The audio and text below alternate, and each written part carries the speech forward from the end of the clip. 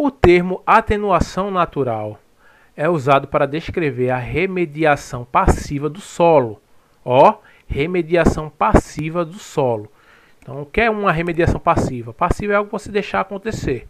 Você não vai estar lá ativamente trabalhando. Vai acontecer. E envolve a ocorrência de diversos processos de origem natural. Beleza, isso seria atenuação natural.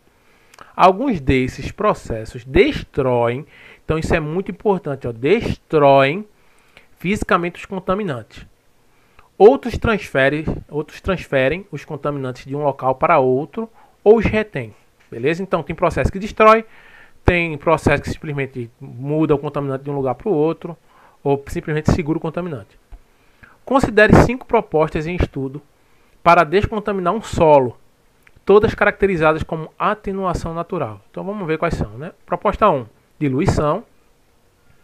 Depois, adsorção, dispersão, volatilização e biodegradação. E ele fala, qual dessas propostas apresenta a vantagem de destruir os contaminantes de interesse? 1. Diluição. Você vai diluir o agente contaminante. Você está destruindo? Não. Você tem meio copo d'água, você coloca uma colher de açúcar, mistura. Você diluiu o açúcar. Você destruiu o açúcar? Não, ele continua ali. Ele está diluído, mas ele não deixou de existir. Ah, coloca mais água, vou diluir mais. Continua o açúcar ali. Você não destruiu o açúcar. A dissorção. O que é dissorção, cara? A dissorção é quando você utiliza uma substância ou algo, qualquer coisa sólida principalmente, que vai reter o que você quer. Por exemplo, você tem um rio e tem óleo na lâmina d'água, na superfície. E aí você joga uma rede com esponjas ou com isopor, e o isopor vai fazer uma dissorção do óleo. O óleo vai grudar na superfície do isopor. Isso seria dissorção. Você destruiu o contaminante, o óleo, por exemplo? Não, então a dissorção não destrói. Certo? Lembra a absorção. Na absorção é feito uma esponja faz, ela absorve, vai para dentro da esponja. Tá certo? Já o isopor faz a dissorção, vai para a superfície. A dissorção tem a ver com a superfície, quando algo se gruda, né, na superfície. E a absorção é quando algo é absorvido para dentro. Dispersão, vou fazer dispersão, vou espalhar o contaminante. Você destruiu? Não, você só espalhou. Não adiantou de nada. Volatilização do contaminante. Vou aumentar a temperatura e o contaminante vai volatilizar, vai evaporar. Você destruiu? Não. Certo? Você tem um lugar fechado, um copo d'água. Você aumentou a temperatura, a água evaporou, a água continua naquele ambiente. Se está bem fechado. Ela só saiu do estado líquido para o estado gasoso. Isso é volatilizar, basicamente. Beleza? Então só sobrou por último biodegradação.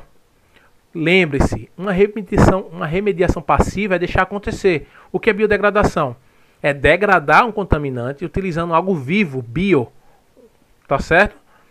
E como você tem a função de destruir, a biodegradação, degradar é destruir. Acabou, letra E.